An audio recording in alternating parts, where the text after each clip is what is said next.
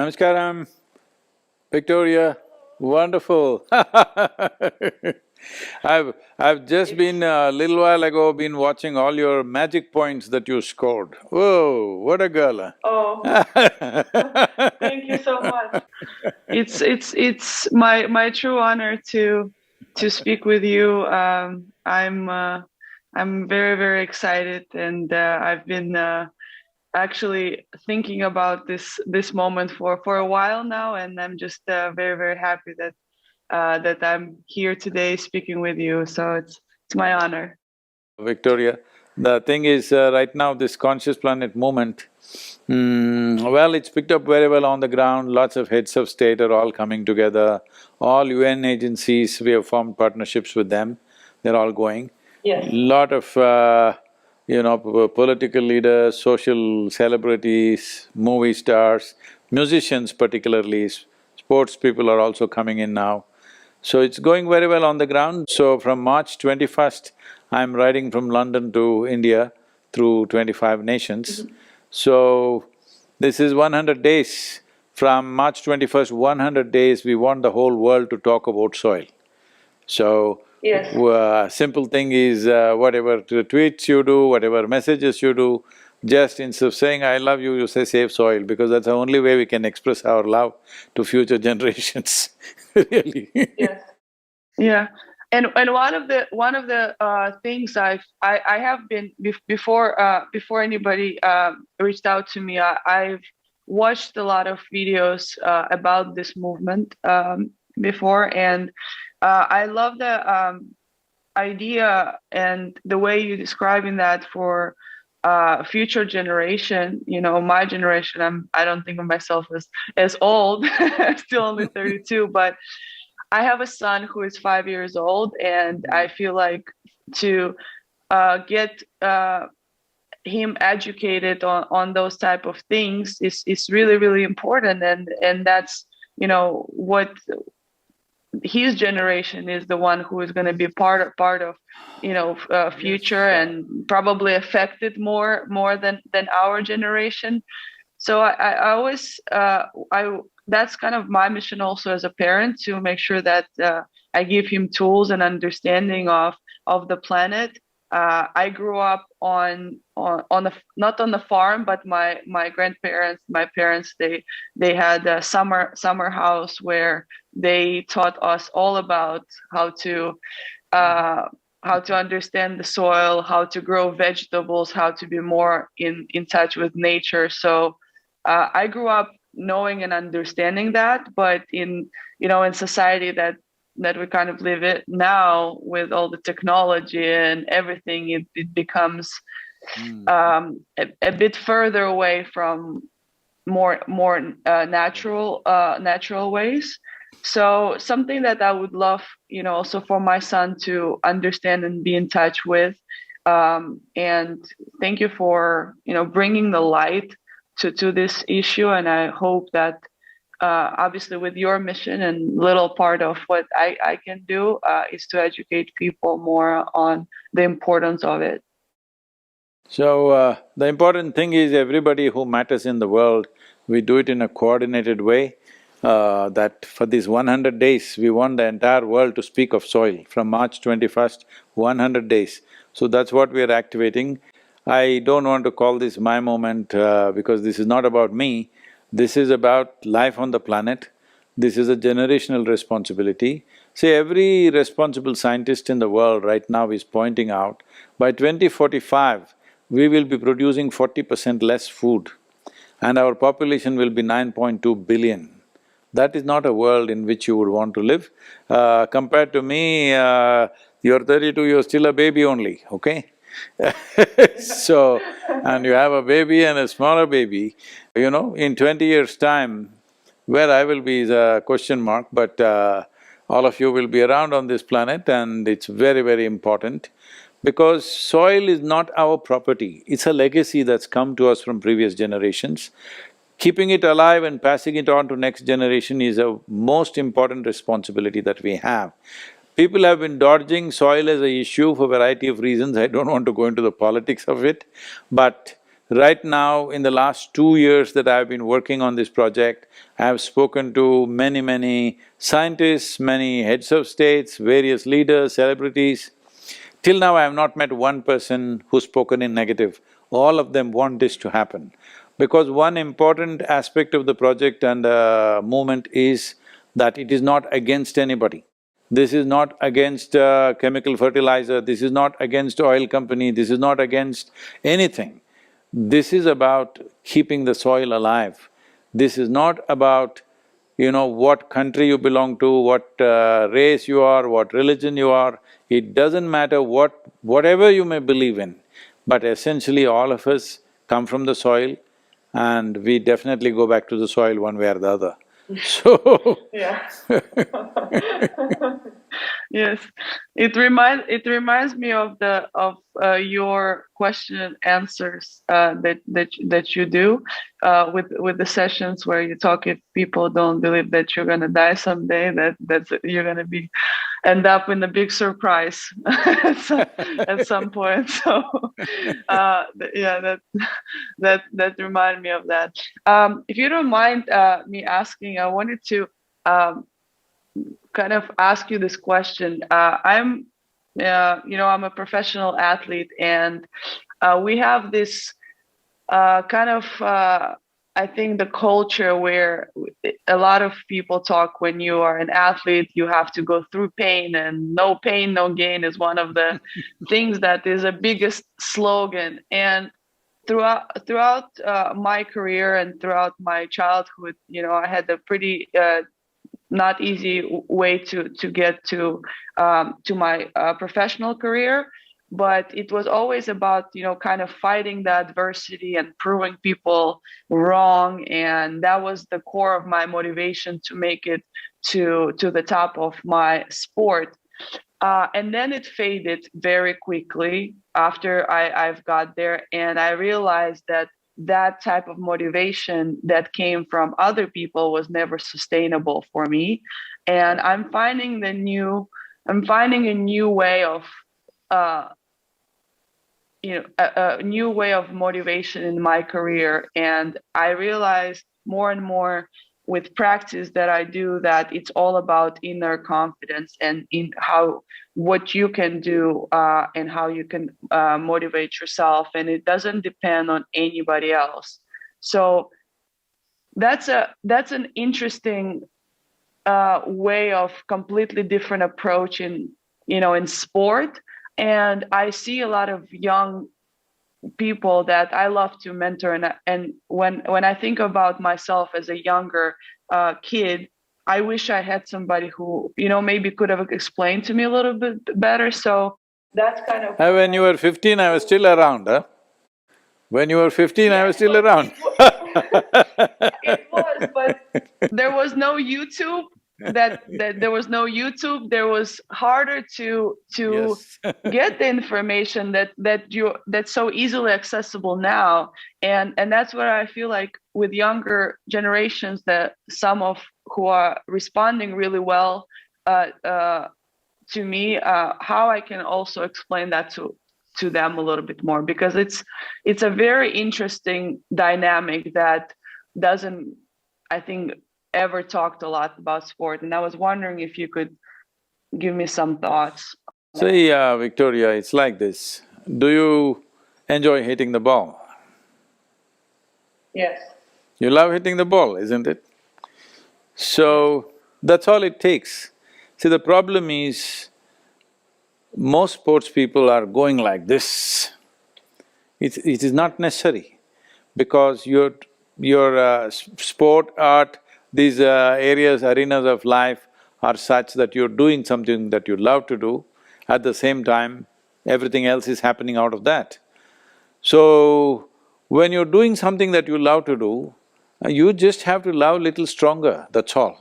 You should not love victory, you should not love the trophy, you should not love the money, you should just love hitting the ball.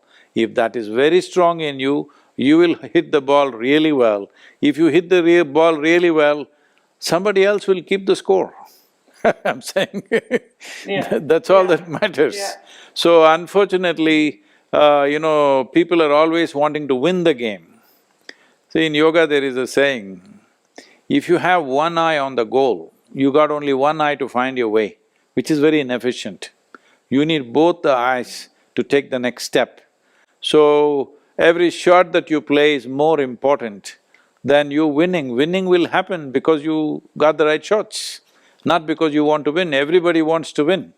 Everybody has a desire to win. Desire is not going to get us there.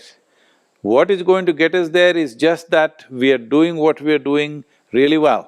Like here, you must come, someday you will definitely come to the yoga center and see how everything is being done. We have business programs where top CEOs come. They're all looking at the place and say, Sadhguru, how does it run like this? Everything is happening like clockwork, but nobody is managing anything, everything is happening well. How is this? So I told them, see, you are all devoted to the goal, you want to achieve something. We are just devoted to the process. Because if you do the process well, the goal will come. Not because you desire the goal, it is going to happen to you. Every fool wants to win, all right? But will they win? No. It's not going to happen out of your desire. So, being devoted to the process, hitting the ball is the process. And that's all that matters, how you hit it. Whether it's in or out, somebody is going to look at it. What is the point? Somebody is going to look at it. Who is the winner? Somebody is going to look at it. You don't have to look at all those things. You don't have to be motivated like this. Just with great joy, hit the ball. And your body and your mind functions at its best when you're joyful. I would like to see athletes laughing. I know I keep always using this with athletes because they're so serious and they're like, they're looking like death. What is the point? You're doing something that you love to do, and what is the point of this? So I always give this example of the only one athlete that I know who's always grinning is Ronaldinho. The footballer, such a big grin on his face, no matter what sort of match, winning or losing. Because you're doing something that you love to do and you will do it best, only if you are in that kind of state. Otherwise, what your competency is, somewhere a few percentage points below that you will be. That's not how it should be. What your physical competency is, you must go a few percentage points over that, not below that. And those things happen to every athlete, I'm sure you have experienced it. The moments when you are totally there, playing it with great passion for the game itself, those moments you exceed your limits. Other moments when you're tense about wanting to win, you come below your own competence. In our lives, if we do not do what we cannot do, there's no problem. But if we do not do what we can do, that's a disastrous life. That should not happen to us. Yeah. Yes, that's not a lot to think about, but I love how simple you always put things in where like, okay, why didn't I think of that? Why didn't I think of that before? But it definitely is I think it's very cultural where the athletes need to look a certain way and they have to not show any weaknesses and as you said, being very like focused and well, focus I think is one thing, but looking like angry. And If you're laughing, your opponent may not know what to do. exactly, but the intimidation process happens sometimes before the game, and it does work at certain moment when maybe you're not that aware of the game that is played with intimidation, but No, no, I'm aware of all the mental games that people play, but I'm saying this is also a game. See, if you're just no, I meant joyful… not you. No, no, no, I meant I mean to say, among… athletes. among the athletes, I'm saying, well, especially in the boxing, I've been talking to some of the boxers like Mike Tyson and others.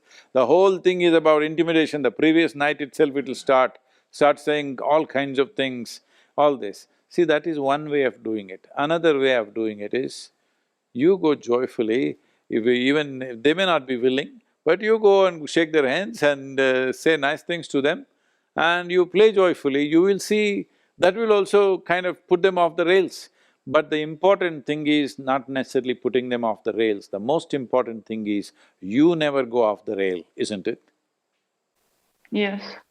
Yeah, it's definitely about how it makes you feel. I've noticed that with the more, obviously, with my career, and for me to go through more of a spiritual process that I have started in June of 2020, is the uh, what you do something is how it makes you feel, not about other people. And what other people do is also how you take it, and how you feel about it, instead of having the other people affecting how you feel. So there's definitely been a very eye-opening process for me, and I really enjoy the journey that I'm learning.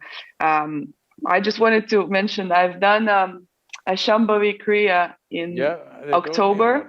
about that. Yeah, in October, and it was very interesting because I was doing it during my tournament, and I asked my our referee if they could put my matches later so I can do my program in the morning. and and they did help me out, so I was able to do the completion of the hours, because when I signed up, I wasn't sure where I'm gonna be and what my schedule will look like, but I was really committed to finishing it. And it was such a interesting process, because in the beginning, when I started the meditation, and I always thought that I don't know how to do meditation, and it's very difficult, and I don't know how to do it. And then slowly I started to just accepting the moment and how it is, and it really is my medicine every day when I do my meditation. And I've noticed one day where I didn't do it, the difference, how I feel, and how much clearer I think, and it's really transforming. So I wanted to thank you It's for all sharing yours. those moments. Victoria, you're 32, I feel you need a little bit of upgrade within yourself. If you give us 1 week a year, we will do something with you which will definitely heighten everything, because I'm not saying you're old, okay? You're 32, as I said, you're a baby. But I'm saying as an athlete, I see when you were 21, 22, 23, you've done fantastic. But because body is not the same at 22 what you are and 32 what you are. Now it becomes more based on your experience and skill rather than just your strength. So when this happens, how to conserve yourself, how not even to make one extra movement that is not needed, is something that you have to learn. Because as you get Yeah. older, conserving ourselves becomes very important to be effective. We can't do the same wild kind of things that we were doing when we were 22. So, Absolutely. for that process, as an athlete, I'm sure you know these things. But if you spend a week in a year, either in United States or in India, we will set you up with something. There's enough space, you can also come with your child, it'll be good for him also. Yes, I actually because I do meditation every morning, and my son knows that please don't disturb mommy when if he wakes up, not to disturb me during my meditation.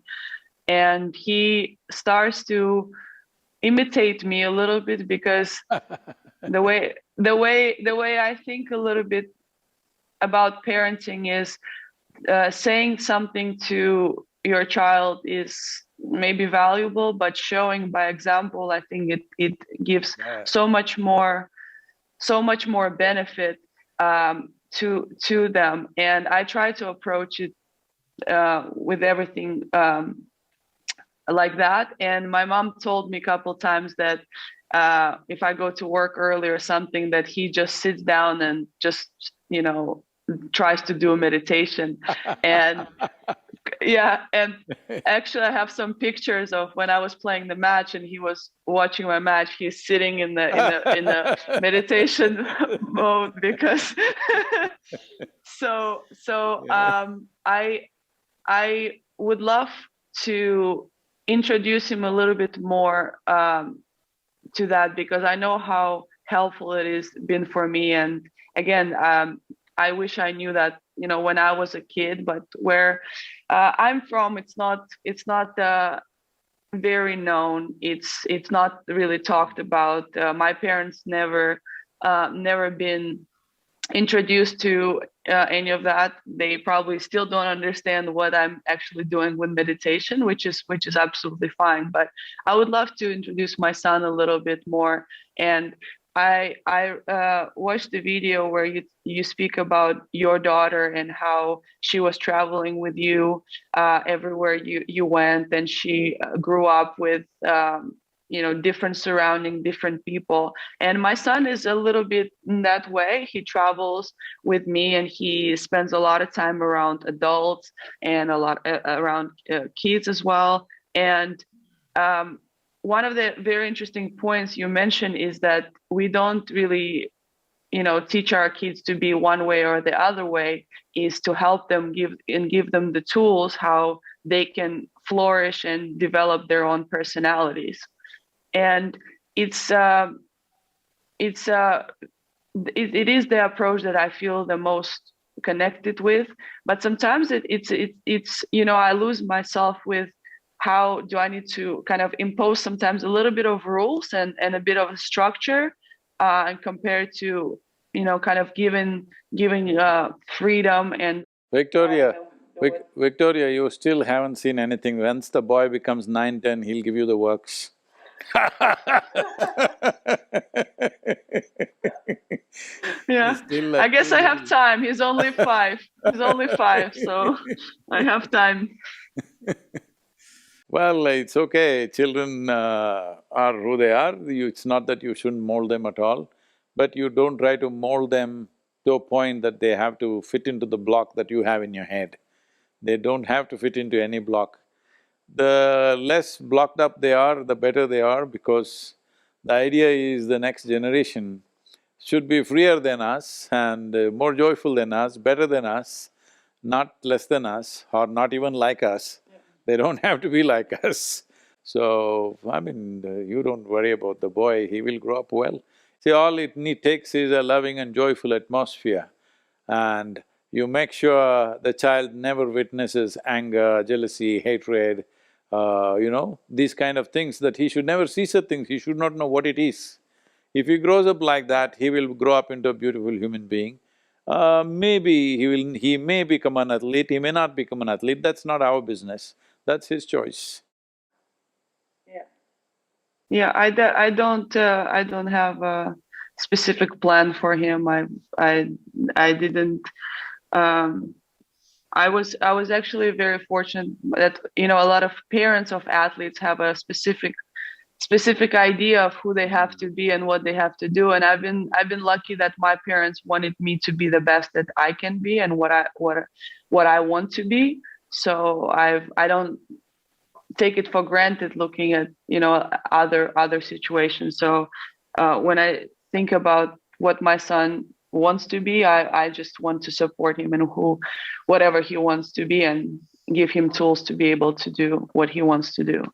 But In today's Western society, one important challenge you will have is to protect the child from influences which are negative, both offline and online influences. There is simply chemicals all over the place, and that one thing, yeah.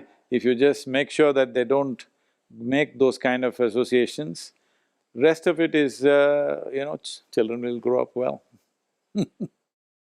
One of the things that I actually did, I've never been really drinking alcohol or anything like that, but I thought that if I will have to have a talk with my son, in 10, 15 years about alcohol, and he ever sees me drinking alcohol, that will be not a very compelling argument from my side. So I don't drink any alcohol at all. And I did it for myself, but also in mind with that.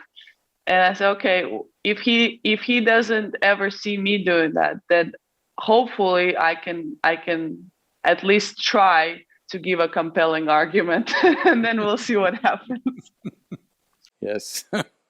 Very important. What example you set, because children are not listening to you, they're only looking at you carefully. They're observing everything that you are, how you sit, stand, they're observing you. Not with any intent, simply because they're curious about everything, they're looking at it. But they're never listening to the advices that you're giving them. So the example is the most important thing. Definitely, definitely. Um, I don't want to take too much of your time. I know you're very, very busy, and I'm very, very grateful for the opportunity to speak to you. And I will definitely come to the center to In continue the, my practices. And in the month of March, April, where are you, Victoria? in March, I'm going to be in the United States. I'm going to be in California and in Florida. And in April, I will be in Europe.